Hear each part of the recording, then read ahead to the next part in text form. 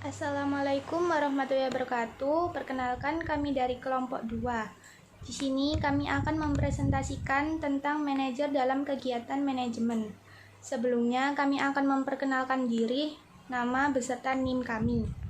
Yang pertama, Cindy Dwi Arifana dengan NIM 210301107. Yang kedua, Devi Nur Indayani dengan NIM 210301055. Yang ketiga, Hikmatus Sobri Nafiah dengan NIM 210301105. Yang keempat, Ikvina Rizky dengan NIM 210301100. Yang kelima, Lisa Sukartini dengan NIM 210301088. Yang keenam, Siti Fatimah dengan NIM 210301056. Pengertian manajer. Secara umum, manajer didefinisikan sebagai orang yang memiliki pengalaman, pengetahuan, serta keterampilan untuk dapat memimpin, mengelola, mengendalikan, mengatur, dan mengembangkan organisasi demi mencapai tujuannya. Manajer juga merujuk pada seseorang yang dapat mengarahkan orang lain dan mampu bertanggung jawab atas kegiatan ataupun pekerjaan tersebut. Adapun menurut para ahli, pengertian dari manajer adalah sebagai berikut. 1. Kimball and Kimball, tahun 1951, merupakan seseorang yang terdiri dari keseluruhan fungsi serta tugas yang meliputi sebuah sistem penyusunan perusahaan, pembiayaan, penyediaan seluruh peralatan di sebuah perusahaan atau organisasi. 2.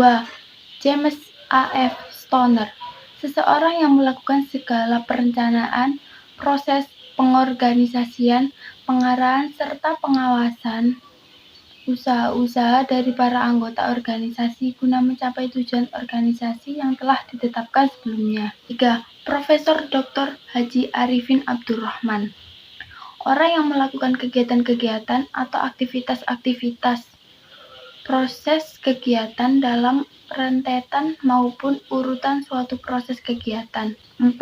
Dr. S.P. Siagian, orang yang memiliki sebuah kemampuan dan keterampilan untuk memperoleh suatu hasil dalam upaya untuk mencapai tujuan melalui tindakan kerja orang lain. 5. Orang yang mengatur pekerjaan atau kerjasama di antara berbagai kelompok atau sejumlah orang untuk mencapai sasaran atau tujuan. Kali ini saya akan menjelaskan tugas seorang manajer. Manajer perusahaan bertanggung jawab untuk melakukan pengelolaan talenta maupun pengambilan keputusan yang berdampak positif bagi tim. Adapun beberapa tugas dari seorang manajer. Yang pertama, melakukan perencanaan. Biasanya, setiap manajer merencanakan setiap strategi untuk mencapai target perusahaan yang disesuaikan dengan kebijakan. Mereka juga membangun strategi kerjasama tim untuk performa yang terbaik. Yang kedua, mengatur dan mengawasi manajemen.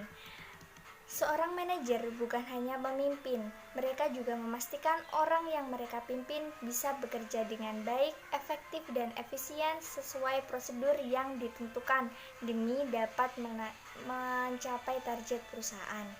Yang ketiga, menentukan standar. Seorang manajer bisa menentukan standar kualitas kerja yang nantinya harus diperbaiki oleh setiap karyawan. Selain itu, manajer juga menentukan standar produk yang dihasilkan sebagai acuan agar tim produksi dapat bekerja dengan baik. Yang keempat, mengadakan evaluasi.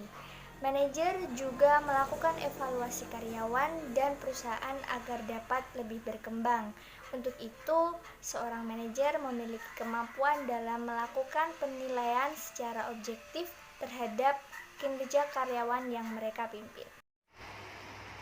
Slide selanjutnya berisi tentang pertanyaan wajib sebagai seorang pemimpin untuk evaluasi pencapaian kinerja. Yang pertama, memberi pengaruh pada anggota tim. Manajer perusahaan harus bisa memberi pengaruh kepada anggota tim agar bersedia memberikan respon atau menuruti pimpinan. Pengaruh yang dimaksud dapat berupa perintah, nasihat, dan lain sebagainya. Tujuannya untuk membangun tim dan perusahaan agar dapat berkembang ke arah yang lebih baik. Yang kedua, cara menjadi manajer yang efektif. Manajer bertugas sebagai fasilitator untuk menjaga keseimbangan manajemen dan mengontrol keseluruhan proses yang telah ditetapkan. Oleh sebab itu, untuk menjadi seorang manajer, Anda harus memiliki kemampuan kepemimpinan yang efektif dan memahami. Di dalam perusahaan, tujuan seorang manajer adalah untuk pengembangan diri dan peningkatan jenjang karir. Nah, untuk berada pada posisi tersebut, Anda perlu mempersiapkan diri baik dalam hal kemampuan interpersonal dan intrapersonal. Slide yang kelima, cara menaikkan kekuatan diri menjadi manajer yang tidak arogan. 1. 60% menguasai kemampuan berkomunikasi. Komunikasi adalah elemen yang sangat penting dalam sebuah bisnis. Komunikasi menjadi salah satu faktor dalam keberhasilan pencapaian usaha. Yang kedua, 82% menentukan tujuan. Menentukan tujuan sejak awal akan memudahkan kita untuk mencapai tujuan yang spesifik dan dapat berkomitmen pada tujuan awal. Yang ketiga, 70% memperlakukan karyawan dengan baik. Tempat kerja adalah lingkungan interaktif antara karyawan dan manajer untuk mencapai tujuan bersama. Slide yang keenam, fungsi manajer. Yang pertama, fungsi perencanaan.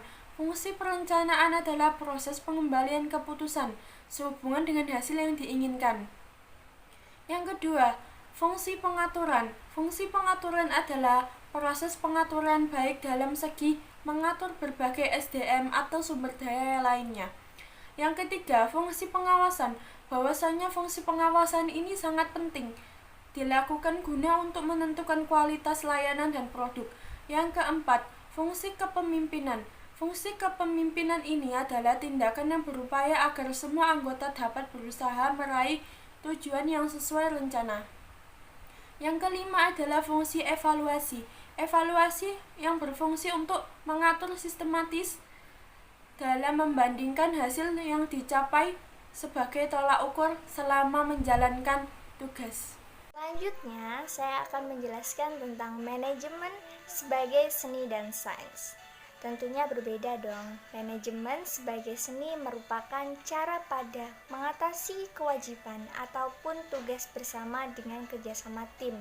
Penjabaran manajemen sebagai seni memiliki sudut pandang bahwa pada pencapaian tujuan organisasi atau kelompok maka diperlukan kerjasama dengan orang lain.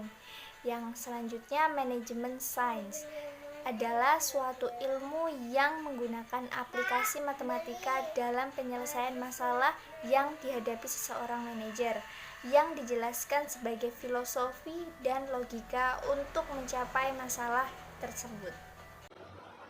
Perkembangan ilmu manajemen. Pada perkembangan peradaban manusia, ilmu terbagi dalam 3 kelompok besar. Di antaranya yang pertama, ilmu yang mempelajari seluruh gejala, bentuk, dan eksistensinya yang erat hubungannya dengan alam beserta isinya dan secara universal mempunyai sifat yang pasti serta tidak dipisahkan oleh ruang dan waktu, seperti fisika, kimia, dan juga biologi. Yang kedua, ilmu yang mempelajari seluruh gejala manusia dan eksistensinya di dalam hubungannya pada setiap aspek kehidupan yang terjadi di dalam kehidupan bermasyarakat dinamakan dengan ilmu sosial seperti ekonomi, politik, psikologi, sosiologi, dan juga hukum. Yang ketiga, ilmu humaniora, yaitu kumpulan pengetahuan yang erat hubungannya dengan seni, seperti seni tari, seni lukisan, seni sastra, dan juga sejarah perkembangan ilmu manajemen. Seperti yang diketahui, ilmu manajemen berkembang terus hingga saat ini. Ilmu manajemen memberikan pemahaman kepada kita semua tentang pendekatan ataupun tata cara penting dalam meneliti, menganalisis, dan memecahkan masalah-masalah yang berkaitan dengan manajer. Oleh karena itu, masalah ini berisikan uraian tentang perkembangan teori manajemen dari masa ke masa. Dalam ilmu manajemen, ada beberapa aliran dasar pemikiran yang dibagi berdasarkan aliran, hubungan manusiawi, dan manajemen modern yang merupakan cikal bakal teori manajemen yang berkembang terus dengan berbagai aliran lainnya. Adapun aliran pemikiran klasik dikenal dengan pendekatan proses dan produksi, sedangkan aliran hubungan manusiawi lebih melihat dari sisi bagaimana sumber daya manusia yang berada di dalam organisasi.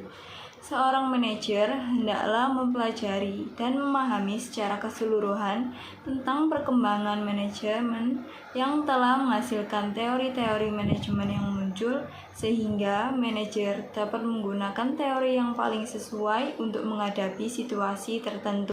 Slide terakhir berisi tentang 3 kelompok pemikiran dalam ilmu manajemen.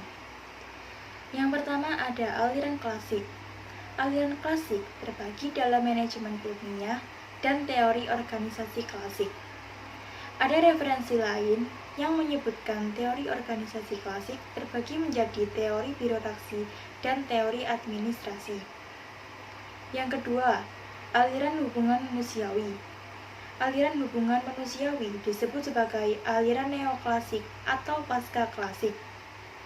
Yang ketiga, aliran manajemen modern. Manajemen modern berkembang dalam 2 aliran. Aliran pertama merupakan pengembangan dari aliran hubungan manusiawi yang dikenal sebagai perilaku organisasi.